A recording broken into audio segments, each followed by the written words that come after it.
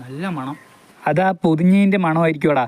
പിന്നെ ആ പാർസൽ കൊണ്ടുവന്നവന്മാർ വിളിച്ചിട്ടുണ്ടായിരുന്നു. അപ്പം ഞാൻ നൈസിലി നീ കക്കൂസി പോയിരിക്കുകയെന്ന് പറഞ്ഞു.